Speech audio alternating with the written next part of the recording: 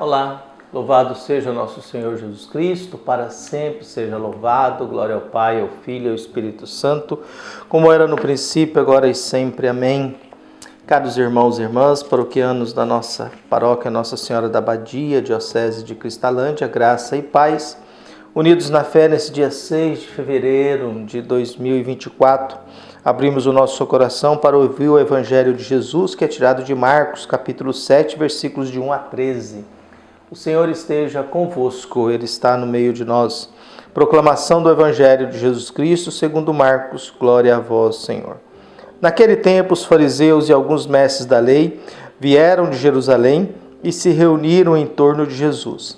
Eles viam que alguns dos seus discípulos comiam o pão com as mãos impuras, isto é, sem as terem lavado. Com efeito, os fariseus e todos os judeus só comem depois de lavar bem as mãos, seguindo a tradição recebida dos antigos.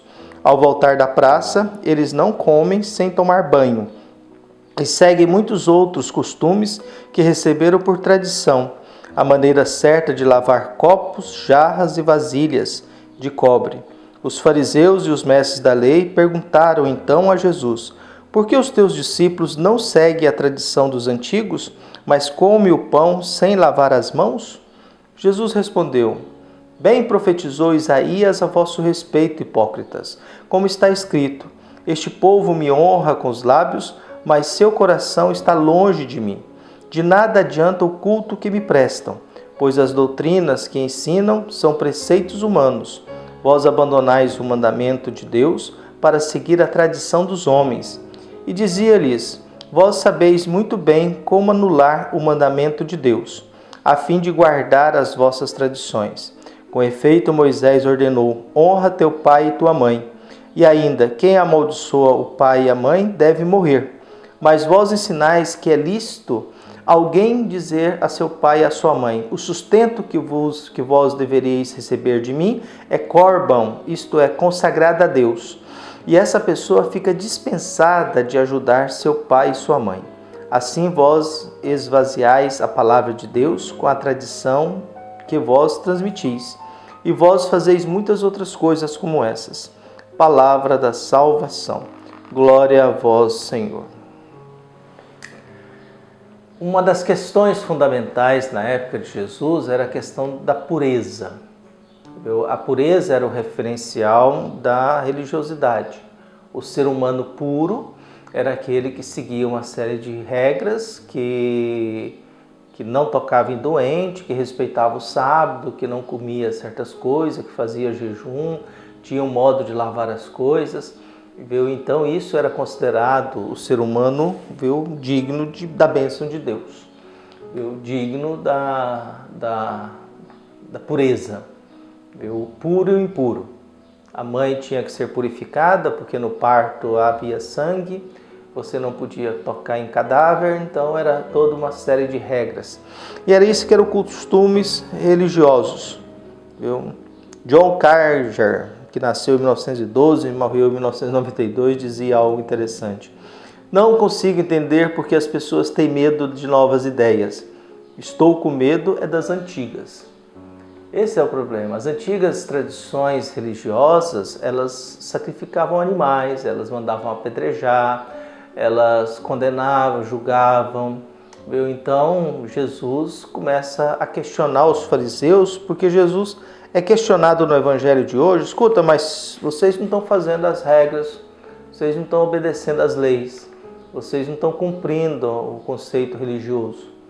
E Jesus diz: bem que já tinham me alertado a vocês, hipócritas, porque Jesus hoje entra num conflito com as autoridades religiosas.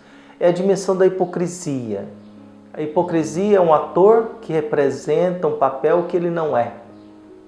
Por isso todo artista, ator de novela, de filme, ele é um hipócrita, porque ele não é aquele personagem, mas ele age como se fosse diante das câmeras. E aí Jesus tem esse dura crítica. E as pessoas na época também, para desobedecer às regras, por exemplo, honrar pai e mãe, você tinha a obrigação de sustentar seu pai e sua mãe. Na velhice, na pobreza, na demência. Então, o honrar pai e mãe não é nada ligado à obediência, viu? Mas é respeitar e cuidar, inclusive financeiramente. E aí eles criaram um tal de Corban, que era que o dinheiro que eu ia dar para os meus pais, por estar passando necessidade, é consagrado a Deus. Então o Corban tirava a pessoa da responsabilidade de ajudar os seus pais na velhice. Tirava da pessoa a responsabilidade e a obrigação de ajudar seus pais na velhice. Então Jesus vai criticando tudo isso. Pois é, vocês estão preocupados em como lavar os pratos, como lavar os copos, como fazer o ritual de alimento, lavar as mãos, mas vocês não estão preocupados com o ser humano. Você não está preocupado com a dignidade humana. É o que a gente faz às vezes, dependendo do contexto de celebração. Se alguém não vier dentro do padrão, de ideal de certas igrejas, a gente humilha as pessoas, a gente ofende as pessoas, a gente maltrata as pessoas.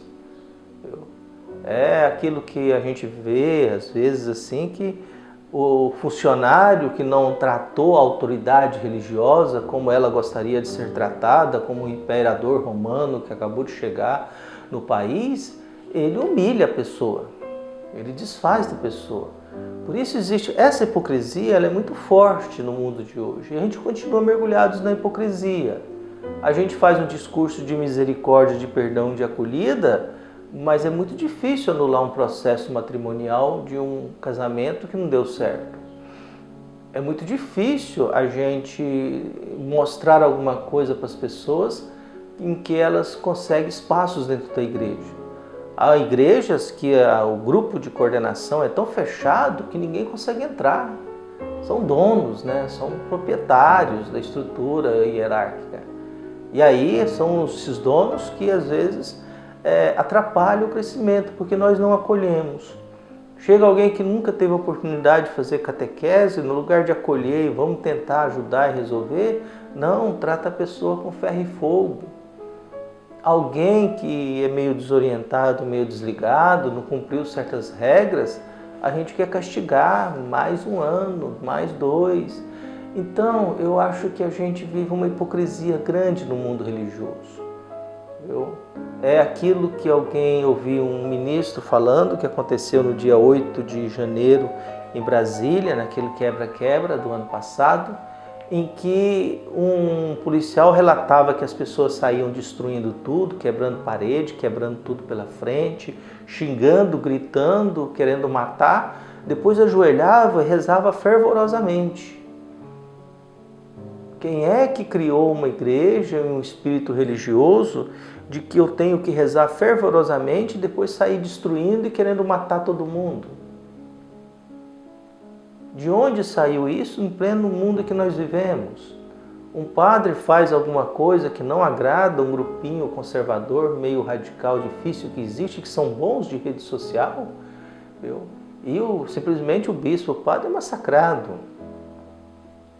Em compensação, é muito interessante, porque não há problema da gente produzir conteúdo para as redes sociais xingando o Papa, desfazendo, humilhando, desrespeitando e ao mesmo tempo proclamando que eu sou dono absoluto da verdade, eu sou dono absoluto da doutrina da igreja.